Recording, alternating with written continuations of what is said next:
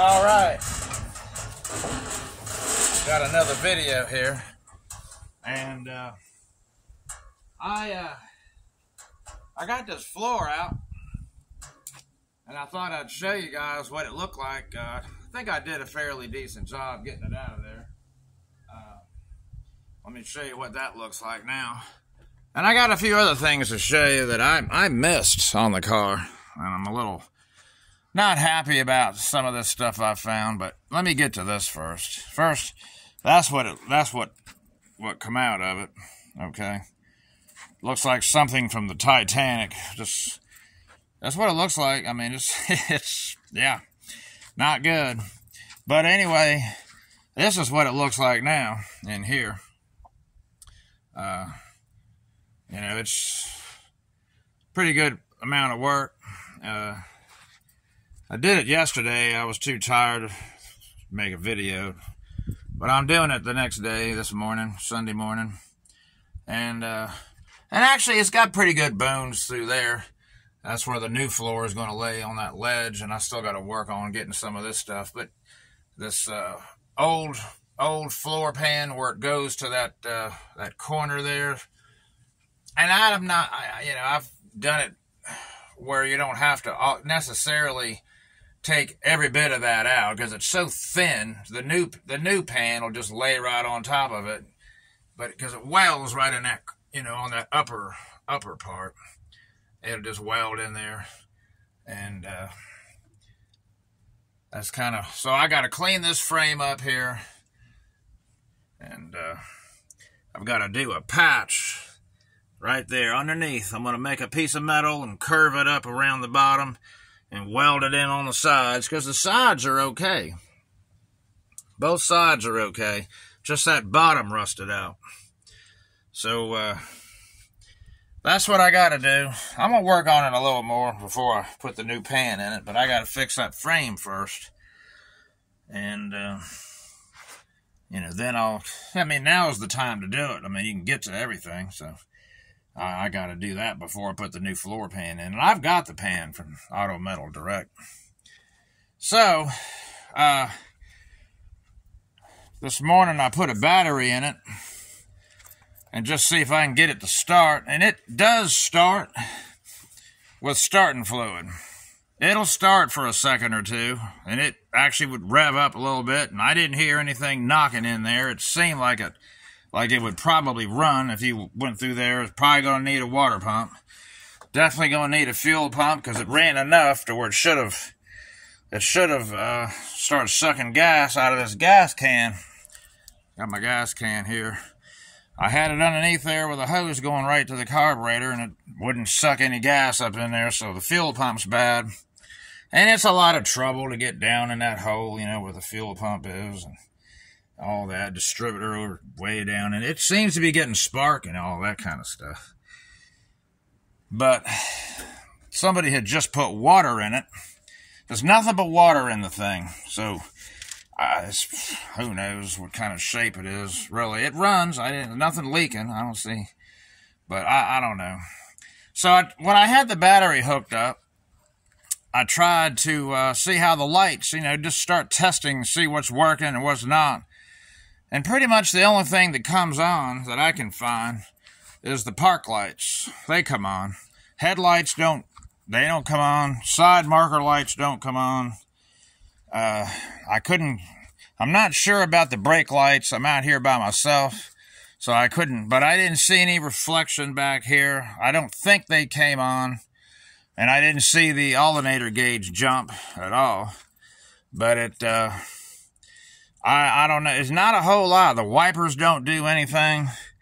The turn signals don't do anything. I forgot to try the horn. Not much works. Nothing on the dash that I could see had any kind of, you know, aware that I was hooking power to it. It didn't react at all. I saw no change in any of the gauges, anything. So I don't know how much the electrical system works in this car, honestly. Could be just some bad grounds, probably, all over the place. I'm sure it's got a lot of that going on. Everything seems to be hooked up. I don't quite remember what's going on here. Maybe one of you guys will know why this is like that. It's hooked to the wiper motor. It's getting power from the fuse box, but I don't know what this goes. I don't know. That's something else. Something factory just left it like that, I guess. Not sure what that went to, but it should work, but it doesn't work.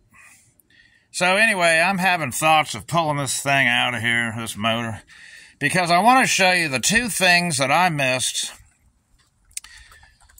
And you're going to be like, what? I missed this.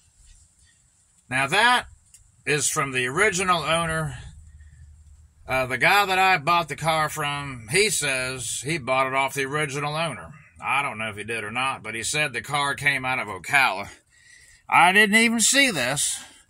I was not happy to see it, as you can imagine. That is straight out of Ocala. I guess that's the way they do things there.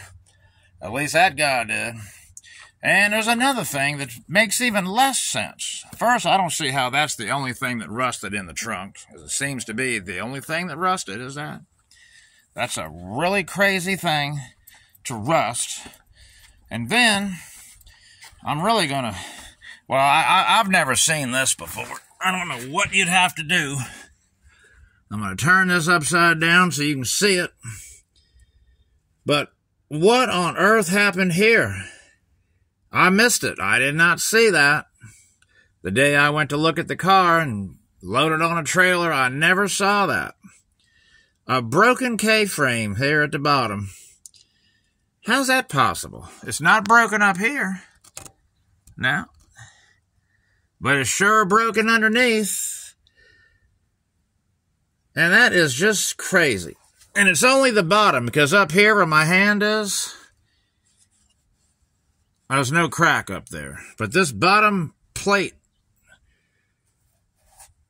it's cracked. And that's pretty thick metal. I mean, I don't know what you would have to do. I don't know if he hit something, but it doesn't look like it. It doesn't look like anything's been hit under here.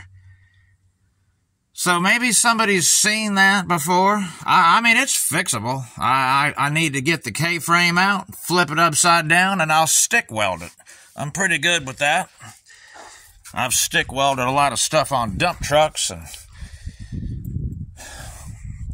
there's a dump truck right there. So you guys kind of know what I do to make my money to throw away on this kind of stuff here. I kind of feel like that. I mean, I don't know. I'm a little aggravated at myself right now. I'm a little aggravated. It's a little, I mean, $2,500, I guess, is not that much money for, you know, a 70 Dart, but I really thought it was a little better shape. But when, you know, you get something home, you get it up on jacks, and the guy you're buying it from, he's already long gone. You got it now. It's your car. And then you start finding some stuff that you didn't see, and that's exactly what's happening to me. Yeah, it's got some good stuff about it, but it's got some bad stuff too. It sure does. Yes, it does. I think I'm going to pull this 6-cylinder out. I verified that it does run. I'll sell it to somebody, I guess. I mean, it probably needs overhauled. I didn't see any smoke. I don't think it ran real long. It didn't really run very long, but I didn't see any smoke. It didn't backfire through the carburetor. It started up. It did. But look at this kind of stuff. Look at what somebody has done here. Look at, I don't know if you can see that. Look at the kind of stuff they do. Look at that bell housing is coming away from the engine there, and they're running it like that. Look at all the washers on the bolts. And I mean, that kind of crazy stuff. That makes you just really know, man, they just didn't care about this thing. Somebody just did not care. Look at that bell housing bolt there in that dark spot. Can you see that? It's halfway backed out, even more than that. Look at the big washers on the starter. A big mess. Yeah, I mean, the clutch pedal works, but it sounds like it's 300 years old. It's squeaky and just feels really not good. And then you can come in here. When I took the floor out, I saw, well, they're missing bolts holding the transmission in even. I mean, it's just like, how is this thing even going up and down the road? And I saw a inspection sticker. I guess Florida doesn't have inspection right now, and they haven't for a long time. But it did have an inspection, and it was a sticker right there. It said 1982. I guess that was the last time it was on the road. That's a long time to be sitting. Well, it was sitting in a parking lot. It wasn't up in the woods. It was in a parking lot, had 4 brand new tires, and sitting nice in the parking lot when I saw it. Anyway, anybody interested in, I'm going on and on about how bad this car is, but this is how you replace the floor. You get it to this point and you lay your new floor in there and just going to have to go around and just kind of tap it into place and weld and tap and weld and tap, and you're just tack welding it, and it needs to be tack welded over this too, and you can kind of see the factory where they had it. See that? That's how they do it. You just see that.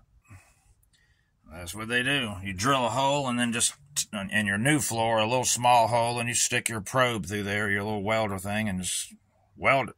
Make a spot. Fill it with something when you're done.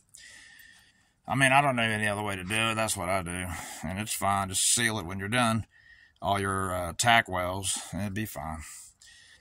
But I just wish some of this stuff wasn't the case, or if I would have gave the guy, $1,200 or something for it. But, you miss stuff, and you find out later. That's what happens on these things. So, well, I got some work to do on it. And, I'm not even thinking about that 340 in here right now. I got all this other work I got to straighten out, and then I'll evaluate what I got afterwards. And so that's how it goes on these old cars. That is how it goes. So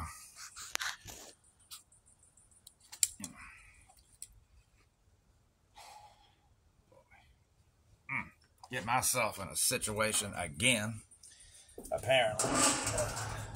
All right, let me know what you think. Please subscribe to me, and I'll see y'all later.